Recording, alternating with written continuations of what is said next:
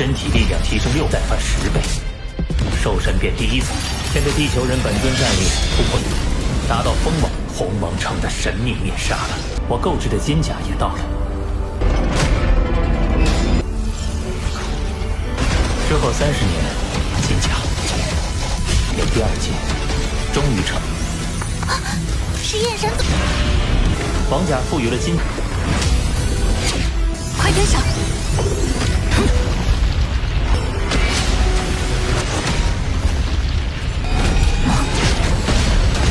不是硬碰硬报仇的好时机，我还不知底细。现在缺卡交不成，对方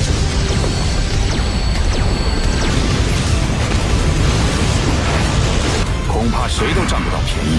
Halo kalian semua, selamat datang di channel Donghua Master. Bagaimana kabar kalian semua? Mimin harap kalian semua baik-baik saja. Dan pada video kali ini kita akan melanjutkan alur cerita dari serial Donghua Soulstar episode ke-187. Dan sebelum kita masuk ke cerita terbaru, mari kita sedikit mengingat cerita sebelumnya, yang dimana pada cerita sebelumnya Lo Feng berhadapan melawan Kaisar Nashi untuk bisa mendapatkan pecahan dari harta logam hitam peninggalan klan Yansen. Yang singkatnya Lo Feng bisa mengalahkan Kaisar Nashi menggunakan kristal Dewa Api, tetapi setelahnya Lo Feng tiba-tiba saja diincar oleh Chiweka dan juga Kaisar Lonceng Ungu. Yang pada cerita sebelumnya Mimin kira kalau ini merupakan Kaisar Blackjet, ternyata bukan. Ia merupakan Kaisar berbeda bernama Kaisar Lonceng Ungu. Yang singkatnya mereka mengincar Lo Feng dan untungnya Lo Feng bisa kabur dari mereka dengan perubahan tubuh tanduk emasnya yang juga setelahnya dibantu oleh Kaisar Fantasi Bintang yang menteleportasikan Lo Feng. Dan itu merupakan inti cerita pada cerita sebelumnya. Kalau gitu pun sekarang langsung saja kita masuk ke bagian cerita terbaru. Cerita ini berlanjut dengan diperlihatkan aliansi Hong sekarang yang mereka mencoba untuk menganalisis Lo Feng, yaitu dengan mereka yang mencoba untuk melihat hasil jejak rekam pertarungan Lo Feng. Tetapi di sana mereka semua dibuat kaget karena ternyata tidak ada satupun dari mereka yang bisa untuk melihat data aksesnya Lo Feng.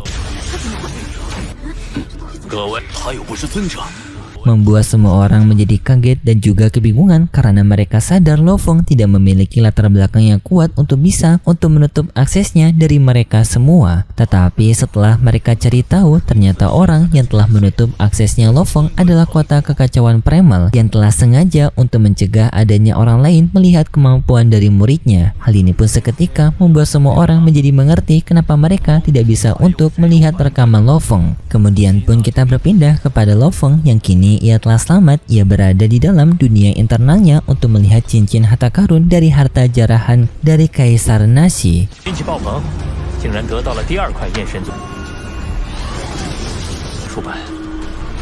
Yang di sana Lo Feng langsung mengambil logam hitam peninggalan dari ras Yansen. Hal ini membuat Lo Feng menjadi sangat senang karena akhirnya ia bisa meningkatkan kekuatan tubuh fisiknya lagi. Yang di dalam logam hitam kelas Yansen ini, Lo Feng mendapatkan lebih banyak volume mengenai teknik tubuh klan Yansen. Hal ini membuat Lo Feng semakin bersemangat seberapa besar tubuhnya akan bisa meningkat berkat harta warisan peninggalan klan Yansen ini. Di sana Lo Feng mendapatkan harta lainnya, yaitu kristal warisan Dewa Cahaya Mimpi. Dan singkatnya cerita langsung dirangkum di bagian ini, yang dimana Lo Feng langsung mempelajari volume kedua dari manual tanpa nama alias logam hitam peninggalan klan Yansen yang membuat kekuatan tubuh Lo Feng meningkat 6 kali lipat, yang membuat Lo Feng juga bisa menambah penyerapan dari kristal Sueluo-nya alias kristal sungai darah. Dengan Lo Feng bisa menambahkan 2 kristal Sueluo, membuat Lo Feng sekarang telah menyerap 10 kristal Sueluo, yang membuat Lo Feng juga telah mendapatkan gelar resmi dari benua Sueluo sebagai prajurit legendaris hitam.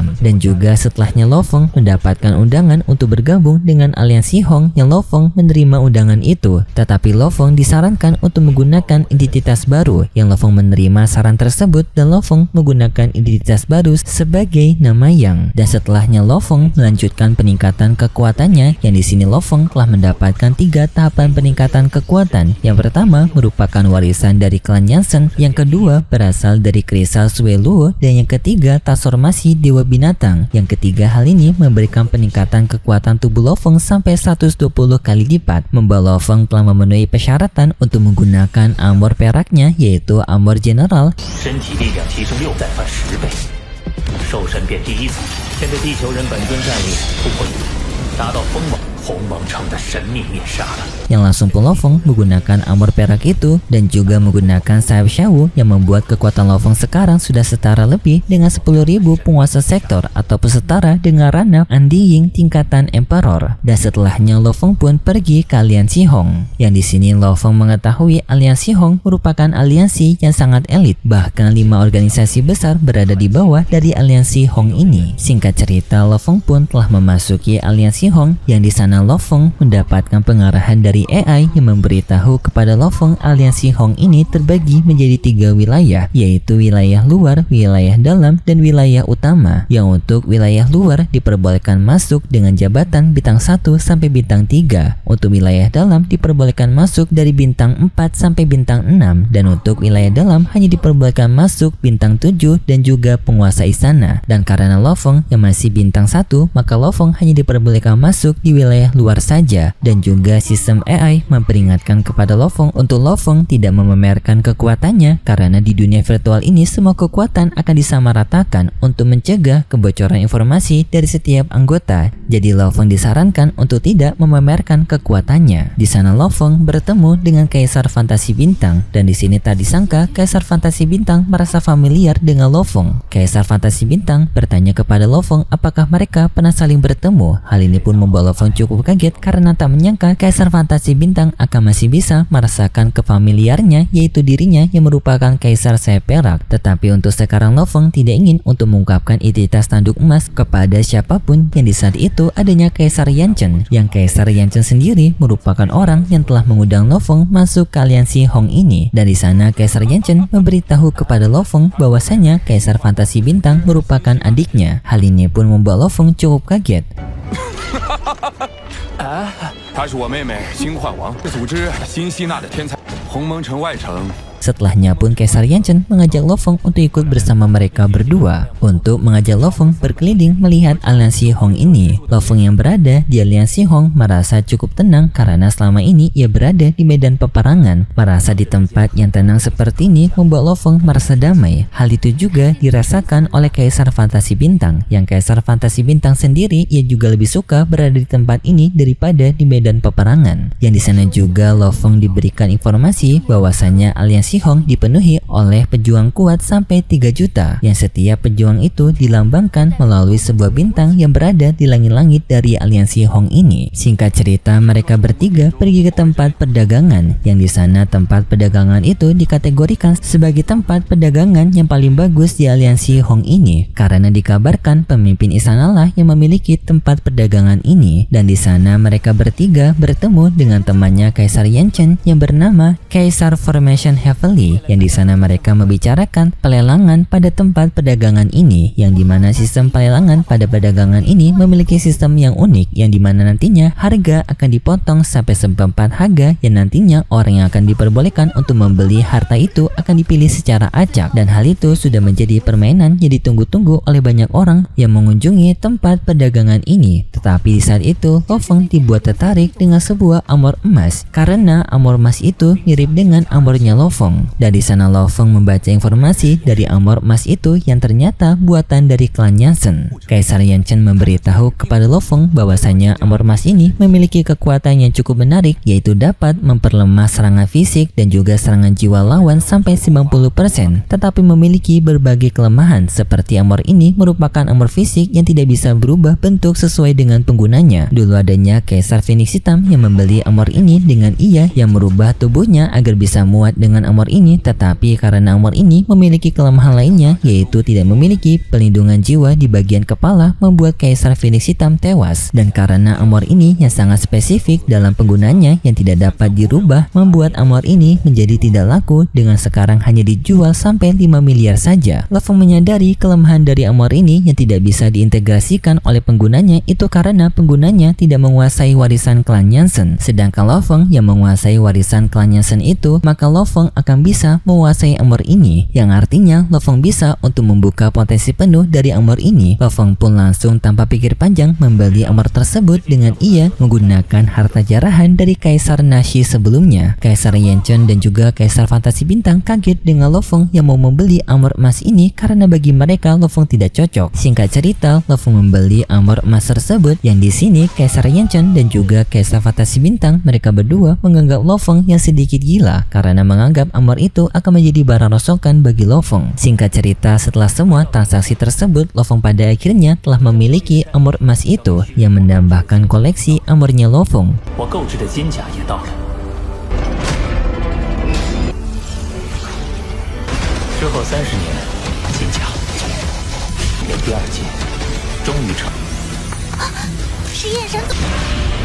王甲赋予了金。 Di sana Lo Fong langsung memberikan armor emas itu kepada tanduk emas yang karena tanduk emas tubuhnya telah terintegrasi dengan warisan klan Yanchen, membuat armor emas itu bisa menyatu dengan tubuh tanduk emas seperti layaknya dengan armor perak yang sekarang pun merubah Kaisar Sayap Perak menjadi Kaisar Sayap Emas. Gokil. Dengan hal ini memberikan peningkatan baru kepada tubuh tanduk emas yang sebelumnya ranah Undying Emperor biasa menjadi puncak Undying Emperor, yang artinya kekuatannya sudah setara dengan setengah langkah untuk menuju ranah Universe Next. Tetapi perlu diingat, semua tubuhnya Lo Fong sekarang belum ada yang Undying beneran cuy. Mereka semua masih penguasa sektor. Tetapi dengan dua kekuatan utama ini, yaitu tubuh manusia sudah Undying Emperor dan untuk tubuh tanduk emas sudah Undying Puncak Emperor, membuat Lo Fong lebih memiliki kepercayaan diri untuk menjelajahi benua Yanchi. Karena Lo Fong sadar dengan kekuatan seperti ini tidak ada orang yang mampu untuk bisa menghentikan dirinya lagi. Dan setelahnya Lo Fong bersama dengan Kaisar Fantasi Bintang dan juga Kaisar Yanchen, mereka kembali ke benua Yanqin untuk melakukan pemburuan harta karun terutama pada Menara Pengorbanan. Yang Lo Fong telah mengetahui Menara Pengorbanan membutuhkan 6 kunci token untuk bisa membukanya, dan kini mereka akan mencoba untuk mencari lebih lanjut mengenai token lainnya dan juga Menara Pengorbanan. Dan di sana ternyata Lo Fong dibuat kaget karena Kaisar Yanchen memiliki token lainnya, yang setelahnya Lo Fong dan juga Kaisar Yanchen menyatukan kedua token itu, yang tadi sangka kedua token itu bergerak untuk menuju ke Menara Pengorbanan, yang langsung pun Kaisar Fantasi Bintang menggunakan teleportasinya untuk memandu Lo Fong dan juga Kaisar Yanchen menuju ke tempat dari Menara Pengorbanan. 快跟上！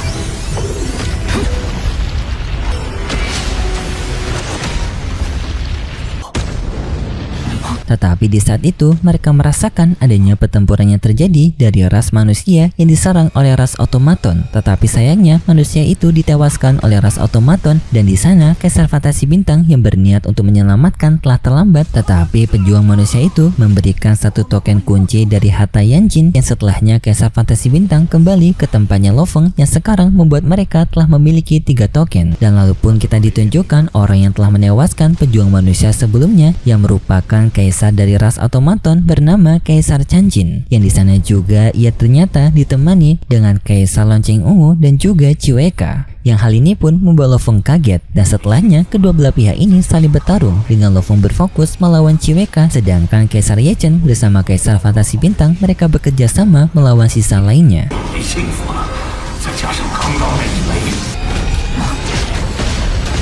不是硬碰硬报仇的好时机，我还不知底细。现在缺卡交不少，对方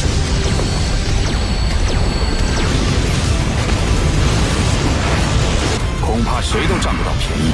双方实力相近，若要强行动手。 Pertarungan terjadi sangat sengit di antara kedua belah pihak ini, yang sampai peraduan aura kekuatan dari Kaisar Yanchen dan juga Kaisar Cincin, yang di sini mereka berdua menyadari kalau mereka berdua memiliki kekuatan yang sama, dan jika mereka bertarung akan sulit untuk menentukan pemenang. Jadinya pun Kaisar Yanchen menyarankan kepada pihak otomaton untuk bekerja sama mencari harta karun di Menara Pengorbanan, yang nantinya mereka akan membagi harta karun tersebut. Tetapi sayangnya setelahnya cerita dari serial Donghua Swelesar episode ke-187 bersambung, dan untuk kelanjutan ceritanya kita akan melanjutkannya lagi di minggu depan besok. Tetapi bagi kalian yang sudah tidak sabaran bisa menunggu konten spoiler di channel Donghua Singkat, dan seperti biasa Mimin mengingatkan kalau cerita ini merupakan dongeng fiksi yang hanya bertujuan sebagai penghibur saja yang berasal dari karangan novel. Dan kalau gitu pun terima kasih buat kalian semua yang sudah menonton video ini sampai akhir. Jika kalian suka dengan video kali ini, ini, bisa beri like serta subscribe, dan sampai jumpa di video selanjutnya. See ya!